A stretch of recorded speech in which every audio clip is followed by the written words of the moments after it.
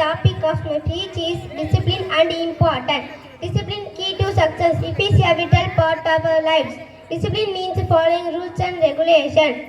It also builds self-control. Without discipline, we would not be able to achieve their goals. Every school teacher teaches his discipline. You can take off our soldiers. Soldiers people are respected in society. Disciplined people are important. When you are a student, must know your strength and weakness. Discipline helps us to prioritize tasks, manage our time effectively. If enable us to distinguish right from wrong, good decisions. Having a disciplined life start showing good results very quickly. It make us realize the importance of time. Disciplined people are important. When you are a student, must know your strength and weakness.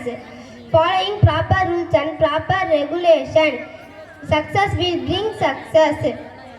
Discipline helps us to improve ourselves and to be punctual.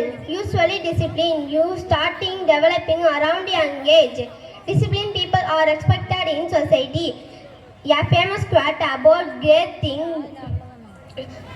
Jim Rohn is between goals and dream accomplishment. So set goals. Stay disciplined. Success will follow you. Thank you.